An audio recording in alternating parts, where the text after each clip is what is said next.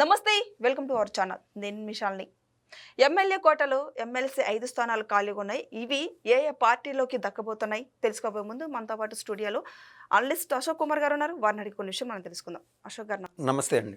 MLA కోటలో MLC 5 స్థానాలు ఖాళీగా ఉన్నాయి. అయితే ఈ 5 స్థానాలు ఏ ఏ పార్టీకి దక్కబోతున్నాయి, దీని మీద స్పందన ఏంటి? 4 టీడీపీ, 1 జనసేన అని అందరూ అనుకునే ఉన్నారు.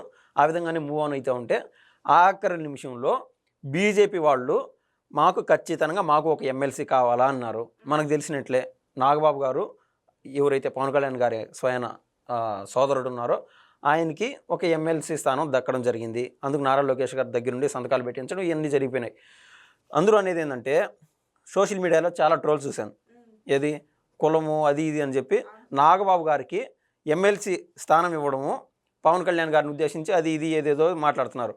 ఇదే జగన్మోహన్ రెడ్డి ఏ కులానికి ఎంత అందలం ఎక్కించాడో మనం చూసామనుకో సబ్జెక్టు సాయంత్రం దాకా మాట్లాడాల్సి వస్తుంది. సో పార్టీ కోసం చాలా కష్టపడినాడు నాగబాబు గారు. అండ్ ఎంపీ స్థానం దక్కాల్సిన సమయంలో కూడా, అంటే రాజ్యసభ ఎంపీ స్థానం దక్కే సమయంలో కూడా ఆయన మళ్ళీ త్యాగాలు చేసేసాడు. అంటే ఈ కూటమి యొక్క కండిషన్లో భాగంగా, కూటమి పార్టీల కండిషన్లో భాగంగా ఆయనకు ఎమ్మెల్సీ స్థానం దక్కడం ఎటువంటి తప్పు లేదని నేనైతే భావిస్తున్నాను. సహజంగా ఎవరు కూడా పార్టీ కోసం కష్టపడిన వాళ్ళు అండ్ బ్యాక్ ఎండ్ ఫ్యామిలీలో ఉండి కూడా పార్టీ కోసం వెనకల నుండి చేయాల్సినంత కృషి నాగబాబు గారు అయితే చేశారు. ఆయనకి ఆ స్టేచర్ పర్ఫెక్ట్గా ఉంటుందని నేనైతే నమ్ముతున్నాను. సో జనసేన ఒక ఎమ్మెల్సీ దక్కింది. ఈ క్రమంలో బీజేపీకి ఒక స్థానం అడిగారు కదా, ఆ స్థానాన్ని గతంలో ఎవరైతే మన ఆంధ్ర రాష్ట్రంలో బీజేపీ శాఖకు పనిచేశారో సోము వీర్రాజు, అంటే మన రాష్ట్ర బీజేపీ అధ్యక్షుడిగా ఉన్నారండి, సోము వీర్రాజు గారికి ఎమ్మెల్సీ స్థానం దక్కడం జరిగింది బీజేపీ పార్టీ తరఫున. ఆ స్థానానికి కూడా బీజేపీ తరఫున మాధవ్ అని వేరే వాళ్ళు పోటీల్లో ఉన్నారు. ఫైనల్గా ఆ స్థానాన్ని సోము వీర్రాజు అయితే దక్కించుకోవడం జరిగింది. ఇంకా ఉన్నటువంటి 3 స్థానాలు టీడీపీలో గతంలో మనకు స్పీకర్గా పనిచేశారు ప్రతిభా భారతి గారు. ఆవిడ కూతురు ఎవరైతే ఉన్నారో గ్రీష్మ, ఆవిడ పేరు, బయట ఫారిన్లో చదువుకొని వచ్చింది, విద్యార్హతలు బాగున్నాయండి. మనం 2019లో ఆవిడ పోటీ చేసి ఓడిపోవడం జరిగింది. గ్రీష్మ గారు ప్రతిభా భారతి కూతురు. 2019 నుంచి 2024 వరకు పార్టీ అధికారంలో లేనప్పుడు, పార్టీ పూర్తి స్థాయి ఇబ్బందుల్లో ఉన్నప్పుడు ఆవిడ ఎక్కడక్కడ వెనక్కి చూడకుండా పార్టీ కోసం వంతు చాలా కృషి చేసింది టీడీపీ పార్టీ కోసం. ఈ క్రమంలో మనం చూస్తే ఆవిడ 2022న మహానాడు జరిగితే, టీడీపీ యొక్క పార్టీ మీటింగ్ జరిగితే తొడగొట్టి మరీ ఛాలెంజ్ చేసింది జగన్మోహన్ రెడ్డి గారికి, ఈసారి మేము గెలవబోతున్నామని. సో ఆవిడ ఒక ఎనలేని ఫైట్ ఇచ్చింది, ఒక మహిళ. దాంతోపాటు ఆవిడ కులాల సమీకరణంగా కూడా చూస్తే ఎస్సీ, సో ఈ యొక్క కుల సమీకరణాల్లో భాగంగా కూడా, సామాజిక న్యాయంలో భాగంగా కూడా ఆవిడకంటూ బాబు గారు ఇవ్వడం జరిగింది. ముఖ్యంగా ఇక్కడ ఒక్క ఓసీకి కూడా బాబు గారు ఎమ్మెల్సీ స్థానం ఇవ్వలేదు. ఒకరు ఎస్సీకి ఇచ్చారు గ్రీష్మ గారికి. అదేవిధంగా బేద రవిచంద్ర, ఎవరైతే బేద మస్తాన్ గారు రాజ్యసభ ఎంపీగా ఉన్నారో ఆయన కుటుంబానికి సంబంధించిన బేద రవిచంద్ర టీడీపీ కోసం ఆయన కూడా బ్యాక్ ఎండ్లో చాలా కష్టపడినాడు ఈ యొక్క నెల్లూరు జిల్లాకు సంబంధించి. సో బీద రవిచంద్ర గారు ఒక ఎమ్మెల్సీ స్థానం దక్కించుకోవడం జరిగింది. ఇదే క్రమంలో బీటీ నాయుడు, కర్నూలు జిల్లాకు సంబంధించిన వ్యక్తి, అతను కూడా బీసీ కులానికి సంబంధించిన అతను, ఆయన కూడా 3వ ఎమ్మెల్సీ స్థానం టీడీపీ పార్టీ అంటూ ఇవ్వడం జరిగింది. సో ఈ 5 స్థానాల్లో 3 టీడీపీ, 1 జనసేన, 1 బీజేపీ పార్టీలు దక్కించుకున్నాయండి.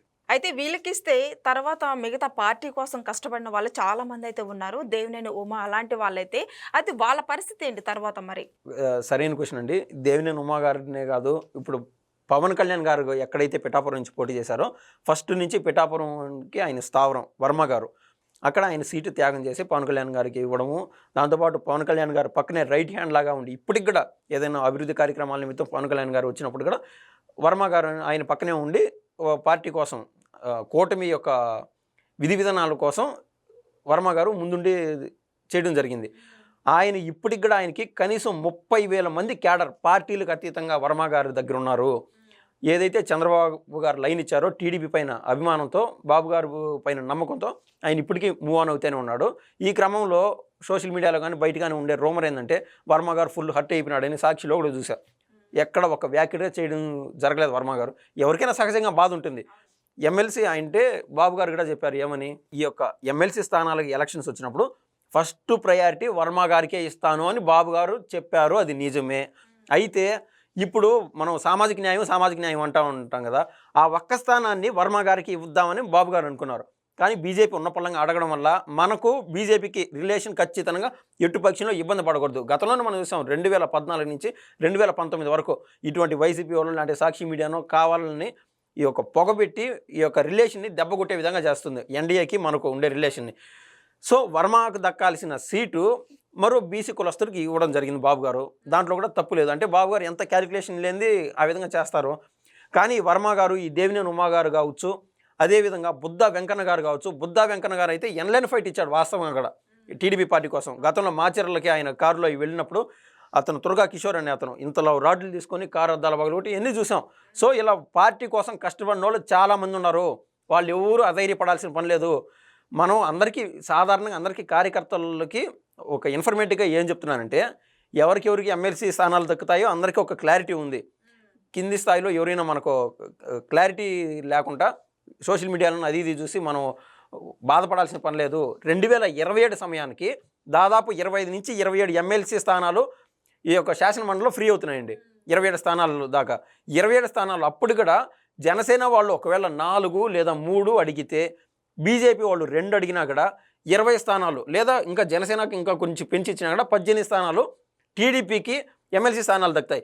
ఈ 18 స్థానాల్లో పార్టీ కోసం ఎవరైతే కష్టపడినారో వర్మ లాంటి వాళ్ళు, వర్మ గారు కావచ్చు, దేవినేని ఉమా కావచ్చు, బుద్ధా వెంకన్న గారు కావచ్చు, ఇలా చాలామందికి పార్టీ వాళ్ళ వంతు గౌరవించాలనే పార్టీ అనుకుంటుంది. 2027లో ఎమ్మెల్సీ స్థానాలు వాళ్ళని నియమించినా కూడా తర్వాత 5 ఏళ్ళ టర్మ్ అంటే ఆటోమేటిక్గా ఉంటుంది. సో ఎన్నలేని ప్రయారిటీ కష్టపడిన వాళ్ళకి ఖచ్చితంగా బాబు గారికి ఇస్తారు. అంత క్లారిటీ లేకుండా చేసే పని కాదు. ఇంకా మ్యాక్సిమం 1.5 year 2 years ఉంది. 2027లో మరిన్ని ఎమ్మెల్సీ స్థానాలు ఈ యొక్క కూటమి పార్టీలకు దక్కనున్నాయండి. Thank you. ఓకే.